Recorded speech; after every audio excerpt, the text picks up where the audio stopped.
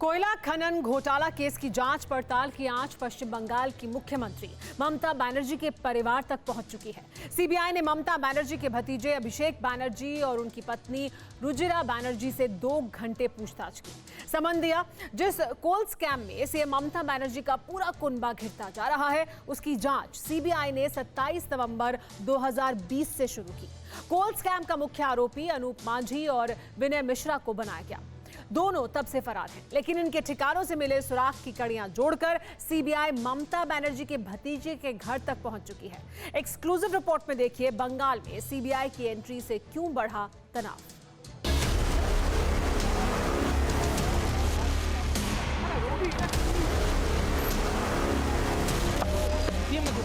कोलकाता में गजब का एक्शन देखने को मिला। तनातन गाड़ियां दौड़ रही थी। किसी गाड़ी में सीएम थी, किसी में सीबीआई अफसर। इन सब के बीच कैमरा एक एक सीन कैद कर रहा था। शांति निकेतन के सामने रुकने वाली हर गाड़ी के साथ ही सस्पेंस शुरू हो जाता था, क्योंकि मामला हाई प्रोफाइल था। सीबीआई के रडार पर सीएम ममता बनर्जी के भतीजे और टीएमसी सांसद अभिषेक बनर्जी थे। उनसे सीबीआई को बंगाल के कोयला खनन घोटाला केस में पूछताछ करनी थी। कोल स्कैम में अभिषेक बनर्जी की पत्नी रुजिरा बनर्जी से भी सवाल जवाब किए गए, लेकिन सीबीआई से तेज सीएम ममता बनर्जी निकली। उन्होंने सीबीआई रेड से पहले भतीजे के घर एंट्री मारी।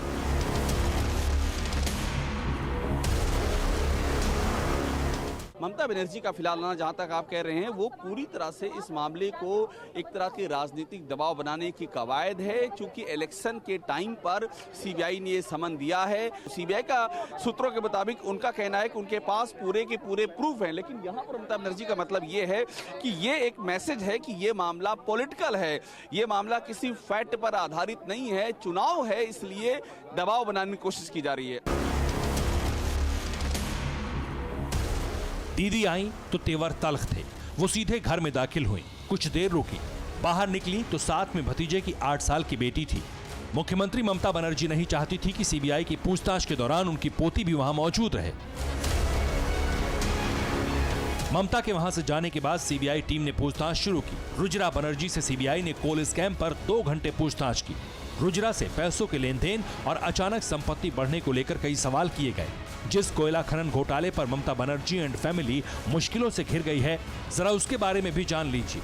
सितंबर 2020 में बंगाल में कोयला खनन घोटाले की जांच शुरू हुई, जिसमें आरोप लगा कि कोयला घोटाले से मिली ब्लैक मनी को शेल कंपनियों के जरिए व्हाइट मनी में बदला गया। आरोपियों में विनय मिश्रा का भी नाम था। विनय मिश्रा अभिषेक बनर्जी का खासम खास बताया जाता है। विनय मिश्रा आरोप लगने के बाद से फरार है। वहीं बीजेपी नेता अभिषेक बनर्जी को कोल स्कैम का सूत्रधार बताते हैं। मेरे पास तथ्य हैं कि अभिषेक जी, विनय मिश्रा जी एक साथ एक फ्लाइट में विदेश गए, एक साथ होटल में रुके हैं। होटल में क्या क्या किया, इस बारे में मैं कोई व्यक्तिगत जीवन में कोई प्रकाश नहीं डालना चाहता, पर मेरे पास पूरी जानकारी।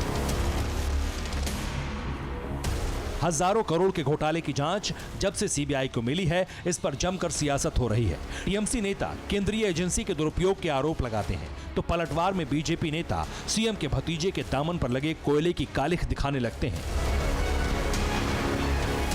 सियासी संग्राम से अलग सीबीआई कोल स्कैम में ताबड़तोड़ एक्शन में है। सीबीआई ने शुक्रवार को पुरुलिया, बांकुरा, बर्दवान और कोलकाता में 13 जगहों पर छापेमारी की थी।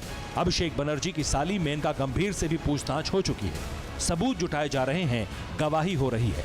कोयला घोटाला बैटल ऑफ बंगाल में बड़ा भूचाल लाने वाला साबित हो सकता है। रविशंकर दत्ता, कोलकाता, TV9 भारतवर्ष। फिक्र आपकी, सोमवार से शुक्रवार रात 9 बजे सिर्फ TV9 भारतवर्ष पर।